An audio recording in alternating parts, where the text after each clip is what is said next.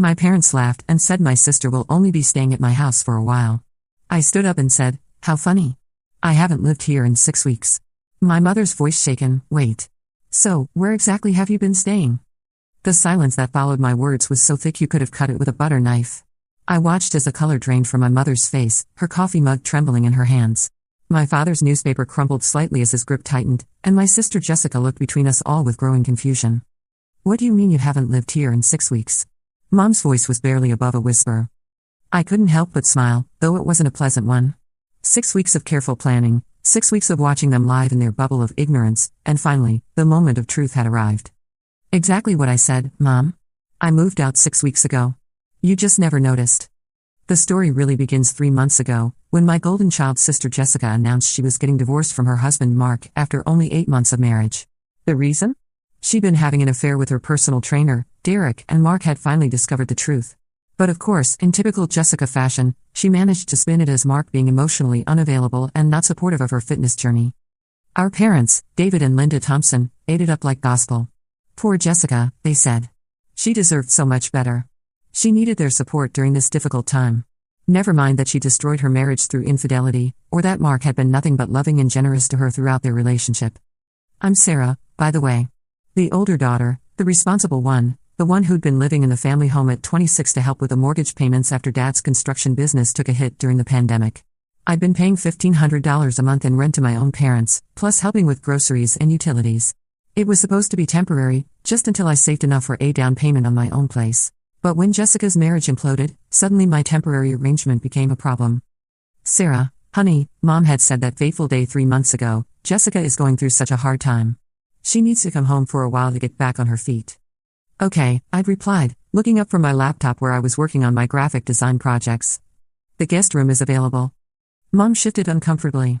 "Well, actually, Jessica has so much stuff, and you know how small that guest room is. Plus, she'll need the privacy to heal from this trauma." My stomach dropped. "Are you asking me to give up my room?" "It's just temporary, sweetheart. Maybe you could take the guest room for a few weeks?" A few weeks turned into a month, and then 2 months. Jessica moved into my room, my sanctuary, and transformed it into her personal disaster zone. She threw out my houseplants, claiming they triggered her allergies. She rearranged all my furniture and complained that my queen bed wasn't comfortable enough for her sensitive back. She even had the audacity to suggest I should store my art supplies in the garage because they were cluttering up the space. Meanwhile, I was cramped in the 8x10 guest room with a twin bed and no desk space for my work. When I tried to use the dining room table for my projects, Jessica would come down and need the space for her vision boards and healing crystals. The breaking point came when I overheard Jessica on the phone with her friend Madison, laughing about how she'd managed to kick Sarah out of her own room and how our parents were totally wrapped around her finger. She went on to mock my work as a freelance graphic designer, calling it not a real job and suggesting that maybe this situation would motivate me to finally move out and stop being such a burden. That night, I made a decision that would change everything. I started looking for apartments immediately, but I didn't tell my family. Instead, I began documenting everything. Every mess Jessica left in the kitchen that I cleaned up. Every time she used my shampoo, ate my food, or left her clothes in the shared bathroom. Every conversation where our parents praised her strength and resilience while treating me like an inconvenience. I also started recording some of our interactions, particularly the ones where Jessica was at her nastiest. Pennsylvania is a one-party consent state, so I wasn't breaking any laws. I wanted evidence of who she really was behind the victim act she put on for our parents. 2 weeks later, I found the perfect apartment. It was a beautiful one-bedroom in a converted historic building downtown, with hardwood floors, huge windows, and enough space for a proper art studio. The rent was $2,000, $500 more than what I'd been paying my parents, but I'd been freelancing more and had just landed a major contract with a local marketing firm that would more than cover the difference. I put down the deposit and signed the lease that same day. But here's where my plan really began. Instead of announcing my move, I decided to see how long it would take my family to notice I was gone. I moved out gradually over the course of a week, taking boxes to my new place during the day while everyone was at work. I left just enough clothes and toiletries to make it look like I was still living there. I also left my houseplants in the main room where Jessica hadn't bothered to throw them out yet, and kept some art supplies in the garage to maintain the illusion. My important documents, electronics, and most of my belongings went to the new apartment first. The beauty of the guest room was that nobody ever went in there anyway. It was tucked away at the end of the hall, and since Jessica had taken over the main floor common areas, there was no reason for anyone to venture into my space. I kept up the illusion by doing 3 key things. First, I continued to make my bed every morning before work, so if anyone did peek in, it would look like I'd slept there. Second, I left a few dirty dishes in the sink periodically and made sure to replace the milk and other staples I supposedly would have used. Third, I maintained my usual communication patterns, responding to family group texts and showing up for Sunday dinners. Most importantly, I continued making my monthly rent payments through automatic bank transfer, so they wouldn't notice any missing income that might raise questions. The ironic part was that it was actually easier to maintain the illusion than it had been to live there. Without Jessica's constant mess and drama, without having to navigate the tension and favoritism, I could just pop in for appearances and leave. I was sleeping better, working more productively, and feeling happier than I had in months. My new apartment became my sanctuary. I had it set up with a separate entrance through the building's parking garage, which made it easy to come and go without neighbors noticing my unusual schedule. I set up my art studio in the second bedroom and started taking on bigger, more lucrative projects. During the day, I worked from home, taking client calls and video meetings from my apartment while maintaining the fiction that I was still living with my parents. I joined a local artists collective and began showing my work in galleries. I started dating again, something I'd put on hold while dealing with the chaos at home. After 2 weeks of settling in, I even adopted Luna, a beautiful calico from the local shelter, something I never could have done while living with Jessica, who claimed to be allergic to everything. Week by week, I watched my family through social media and our brief interactions. Jessica continued to milk her victim status, posting dramatic quotes about rising from the ashes and finding strength in adversity. Our parents continued to coddle her, paying for her gym membership, her therapy sessions, and her frequent shopping trips for self-care. The psychological toll of maintaining this double life was more complex than I'd anticipated. On one hand, I felt liberated and empowered, finally living on my own terms without walking on eggshells around Jessica's moods or our parents' favoritism. On the other hand, there was a deep sadness in realizing how easily I could disappear from their lives without anyone noticing. I started keeping a detailed journal of each day's interactions, partly for evidence and partly for my own sanity. Day 12, came by to grab mail. Jessica using my old room as her personal closet, clothes everywhere. Mom asked if I could pick up groceries since I was already out. Paid for $78 worth of food that Jessica will eat while complaining about being broke. Day 18, Sunday dinner. Dad mentioned the mortgage payment being tight this month. Jessica immediately suggested they could cut back on unnecessary expenses. When Mom mentioned my rent contribution, Jessica said maybe they should look into adjusting it since I barely use any space anymore. They all laughed. I excused myself to the bathroom and cried for 10 minutes. The most revealing moments came during those Sunday dinners. I'd sit at the table, contributing to conversations, helping clear dishes, being physically present, but it was like I was invisible. Jessica would dominate every discussion with her latest drama or achievement. She'd gotten a part-time job at a boutique and our parents treated it like she'd won a Nobel Prize. Jessica's so responsible, Mom would gush. She's really turning her life around. Meanwhile, I'd just landed my biggest freelance contract ever, worth more than Jessica would make in 6 months, and when I mentioned it, Dad nodded absently and asked Jessica if she needed help with her car insurance payment. The invisibility extended to the physical space too. During week 3, I conducted a little experiment. I rearranged the guest room completely, moving furniture around and changing the bedding. I left it that way for 5 days. Nobody noticed. I could have painted the walls neon green and hung disco balls from the ceiling, and as long as I showed up for Sunday dinner acting normal, they would have remained oblivious. But the most painful realization came during week 4, when I overheard a conversation between my parents that I wasn't supposed to hear. I'd stopped by to grab some art supplies I'd forgotten, and they were in the kitchen discussing finances. "We really need to think about raising Sarah's rent," Dad was saying. "With Jessica's expenses and the house repairs coming up, we could use the extra income." "How much were you thinking?" Mom asked. "Maybe bump it up to $2,000? She's hardly ever here anyway, always working on those art projects. And it's not like she has any other options at her age." "That seems fair," Mom agreed. "She should be grateful she has somewhere affordable to live. Most people her age are paying way more for apartments." They were planning to raise my rent by $500 for a room I wasn't even living in, based on the assumption that I had no other choices and should be grateful for their generosity. The casual dismissal of my art projects as if they were a hobby rather than my actual career was the final insult. That's when I started recording conversations more systematically. I bought a small digital recorder and began documenting not just Jessica's manipulative behavior, but also my parents' casual disregard for my contributions and achievements. The evidence piled up quickly. Meanwhile, I documented everything. Screenshots of Jessica's social media posts showing her out partying with Derek while she was supposedly healing from trauma. Photos of the chaos she left in the kitchen. Recordings of her on the phone bragging about manipulating our parents and mocking me. My new life was flourishing in ways I hadn't expected. Without the constant stress of navigating family drama, my creativity exploded. I was producing my best work ever, bold pieces that reflected my growing sense of self-worth and independence. The marketing firm I was contracting with offered me additional projects, impressed by both my artistic vision and my professionalism. I was making more money than I ever had, even after paying higher rent for my apartment. I also started building genuine friendships for the first time in years. Living at home had made it difficult to maintain adult relationships, especially when Jessica would monopolize any social gathering with her drama or make passive-aggressive comments about my friends. Now I had space to host dinner parties, art nights, and casual hangouts. My social life expanded beyond the suffocating bubble of family dysfunction. The artists' collective I joined became a second family of sorts, one that actually saw and valued me.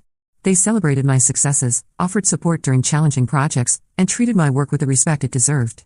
When I told them about my living situation experiment, they were fascinated and supportive, helping me process the emotional complexity of what I was discovering about my family dynamics. It's like you're conducting an anthropological study of your own family, my friend Maya observed during one of our coffee meetings. But the findings have to be pretty painful. She was right. Each day brought new evidence of how little I mattered to them as an individual, how easily they functioned without my actual presence as long as they believed I was still safely in my designated role as the responsible, invisible daughter. But the most damning evidence came in week 4 of my secret move. I'd stopped by to grab something I'd forgotten and overheard Jessica talking to Derek in my old room, which she was now calling her room. "I can't believe how easy this was," she was saying. "Sarah's such a pushover. And Mom and Dad are so desperate to help their precious baby girl that they don't even see how I'm playing them." Derek laughed. "What about Sarah though? Isn't she pissed about getting kicked out of her room?" "Please," Jessica scoffed. "She's too pathetic to stand up for herself. Besides, this house is way too nice for someone like her. She should be grateful I'm teaching her some independence." I recorded every word. As the weeks passed, I watched my family's dynamics with fascination. Nobody questioned my absence at family movie nights because I was probably tired from work. Nobody wondered why they never saw me in the kitchen making breakfast because I was always rushing out early. I had changed my mailing address to a P.O. box to avoid any mail delivery issues, and handled all my business correspondence through my apartment address. When I did show up for Sunday dinners, I parked a few blocks away and walked over, timing my arrivals for when everyone would already be gathered. They were so focused on Jessica's latest drama that I might as well have been invisible. It was during week 5 that I realized something that made my heart ache. My parents didn't actually miss me. They missed my rent money, my help with chores, my emotional labor, but they didn't miss me as a person. When I was there, I was just background noise. When I wasn't, they didn't notice the difference. That realization solidified my resolve for what I was about to do. I started planning the reveal carefully. I wanted maximum impact, maximum embarrassment, and maximum truth. I also wanted witnesses, so I decided to do it during Sunday dinner. Jessica often had Madison over for these dinners lately, treating them like social media opportunities to showcase her supportive family narrative. The setup was perfect. I arrived at Sunday dinner as usual, bringing dessert and acting completely normal. Jessica was holding court at the dining room table, regaling everyone with her latest tale of woe about how difficult it was to rebuild her life and how grateful she was to have such supportive family. Mom was making sympathetic noises and offering to pay for another shopping therapy session. Dad was nodding along and suggesting they could help with Jessica's car payment this month. Madison was taking photos for Jessica's Instagram, helping to craft the perfect blessed with family post. That's when Mom made the comment that gave me the perfect opening. "Well, the good news is that Jessica will only be staying here for a while longer," Mom said with a laugh. "Just until she gets fully back on her feet." Jessica laughed too. "Yeah, and then Sarah can have her precious guest room back and stop being so grumpy about the whole situation." The table erupted in chuckles, like I was the unreasonable one for being displaced from my own room. Like I was being childish for not embracing this temporary arrangement that had already lasted 2 months with no end in sight. That's when I stood up, smiled, and dropped my bomb. "How funny. I haven't lived here in 6 weeks." The laughter died instantly. You could have heard a pin drop in that dining room. I watched as confusion, then realization, then panic flashed across their faces. Mom was the first to speak, her voice shaking. "Wait. So, where exactly have you been staying?" I pulled out my phone and showed them photos of my apartment. My beautiful, organized, peaceful apartment with my art studio and my cat and my actual life. "I moved out 6 weeks ago," I said calmly. "I have a gorgeous 1-bedroom downtown. Luna and I are very happy there." "Luna?" Dad asked weakly. "My cat?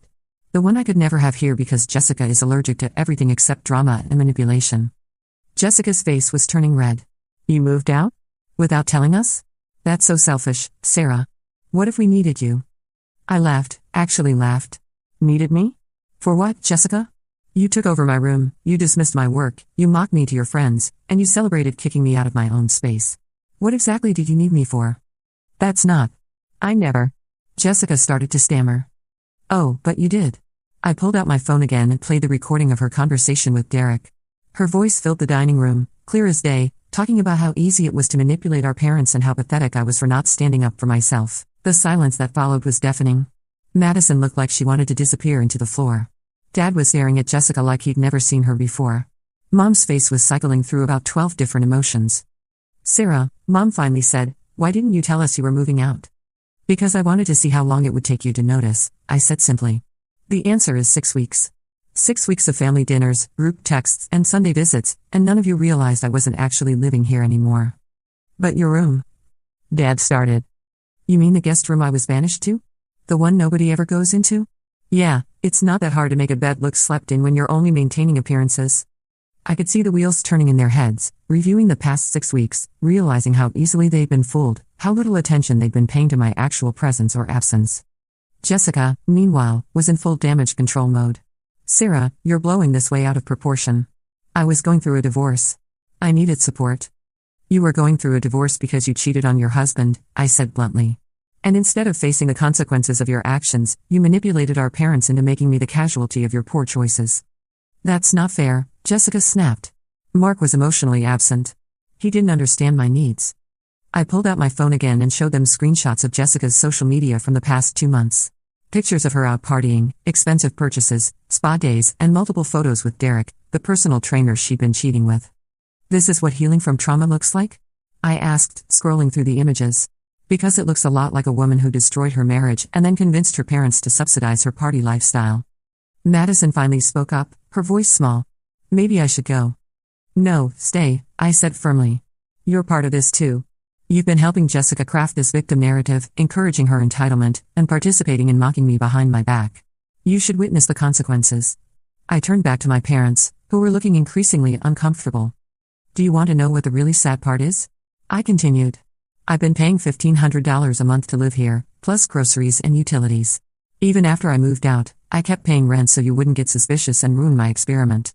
I've been helping with housework during my visits, contributing to family expenses, and providing emotional support. But the moment your golden child needed something, I became disposable. Sarah, that's not true, Mom protested weakly. Isn't it? I challenged.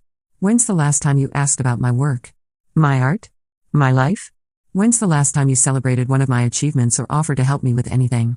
I landed that Major Patterson creative contract 2 months ago that allowed me to quit my day job and focus on my art full-time. Did you know that? The guilty looks on their faces told me everything I needed to know. I didn't think so. But you know every detail of Jessica's self-created drama, don't you? You know about her gym membership, her therapy sessions, her shopping needs, her emotional state minute by minute. Jessica stood up abruptly, her chair scraping against the floor. I don't have to listen to this. You're just jealous because Mom and Dad love me more. The words hung in the air like a toxic cloud. Even Madison looked shocked that Jessica had said it out loud. There it is, I said quietly. The truth. Finally. Mom looked stricken. Jessica, that's not. We don't love anyone more. Don't you? I asked. Because your actions for the past 2 months have said otherwise. You've prioritized Jessica's comfort over my living situation. You've subsidized her lifestyle while I've been contributing to this household. You've coddled her through the consequences of her own poor choices while treating me like an inconvenience. I gathered my purse and stood up. But here's the thing. I don't need you to love me more. I don't need you to choose me over Jessica. I just needed you to see me, to value me, to treat me like I mattered. And you couldn't even manage that. Sarah, wait, Dad said, finally finding his voice. We can fix this. Jessica can move back to the guest room. Can she? I asked. Because Jessica just told you that you love her more. She just admitted that this whole thing was about establishing dominance over me. Are you really going to ask her to give up what she's claimed as hers? I looked at Jessica, whose face was a mask of fury and panic. Besides, it's too late. I don't want to live here anymore. I've seen who you all really are when you think I'm not watching. I've heard what you really think of me. I've witnessed the family dynamic when you believe I'm safely tucked away and not listening. I walked toward the door, then turned back one more time. Oh, and Mom? Dad? Since Jessica just publicly admitted that you love her more, and since you were planning to raise my rent to $2,000 anyway for a room I haven't slept in for 6 weeks, I assume this makes everything easier for everyone. You get Jessica's happiness, and I get my independence. The financial implication hit them like a slap. $1,500 a month gone. Plus my contributions to groceries and utilities. I could see Dad doing the mental math, realizing how much my absence was going to cost them. And Jessica, I said, looking directly at my sister, enjoy explaining to Derek why you're back to living with Mommy and Daddy. I'm sure that's really attractive to a man who's already proven he likes women who cheat. I left them sitting there in stunned silence and drove back to my beautiful, peaceful apartment where Luna was waiting for me with purrs and headbutts. The aftermath was swift and predictable. Within hours, I had texts from all of them. Mom alternated between guilt and anger, demanding to know why I deceived them and then pleading for me to come home so we can work this out. Dad focused on the practical, asking if we could discuss the financial arrangement and whether I'd consider helping out with expenses even if I didn't live there. Jessica's messages were pure venom, calling me manipulative, selfish, and cruel for ambushing her in front of Madison. I responded to none of them that night. Instead, I ordered Chinese food, opened a bottle of wine, and worked on a new painting while Luna supervised from her perch on my easel. The next few days brought more messages, phone calls, and even a visit from Mom, who showed up at my apartment after somehow getting my address from my emergency contact information at work. "Sarah, honey, we need to talk," she said when I opened the door. "Do we?" I asked, not inviting her in. "This has all gotten out of hand. Jessica is devastated. She's been crying for days." "Jessica is devastated that her manipulation tactics were exposed and recorded," I corrected. "She's devastated that she can't play victim anymore now that everyone knows the truth. She made a mistake, Sarah. She's young and going through a hard time. She's 24, Mom. I'm 26. Stop treating her like a child and me like I'm disposable." Mom's face crumpled. "We don't think you're disposable. We love you. You love the idea of me. You love having a responsible daughter who helps with expenses and doesn't cause drama. But you don't actually see me or value me as a person." "That's not true." I sighed and finally invited her in, mainly because my neighbors were starting to stare. "Mom, sit down. I want to ask you something, and I want you to answer honestly."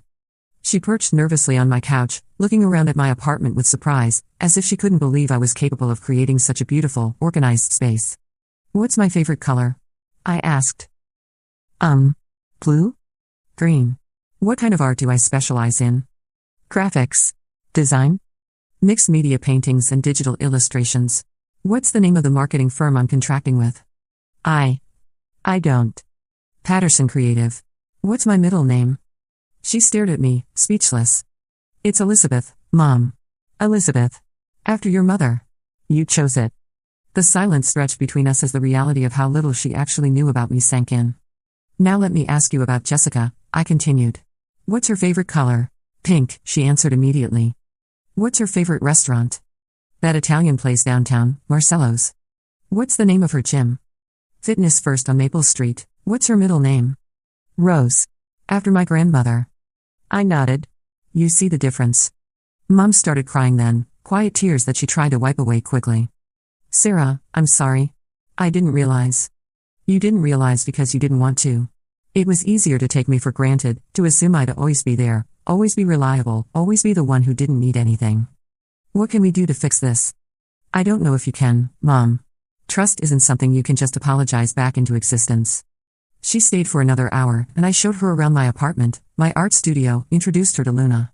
I could see her struggling to reconcile this version of me, this independent, successful, creative person, with the background character I'd been in her mind. When she left, she hugged me tightly and promised things would be different. I wanted to believe her, but I'd learned not to hold my breath. The real test came 2 weeks later when Jessica's latest crisis erupted. Derek had broken up with her, apparently deciding that a woman who cheated on her husband and was living with her parents wasn't the cat she thought she was. Jessica was, predictably, devastated and demanding all of our parents' attention and resources to help her through this new trauma. I got the group text at 2 a.m. "Sarah, Jessica really needs us right now. Can you come over? She's talking about the guest room again, just temporarily while she processes this setback." I screenshot the message and sent it to my group chat with my new friends from the Artists Collective, along with the caption, "6 months later, still asking for the guest room," smiley face emoji.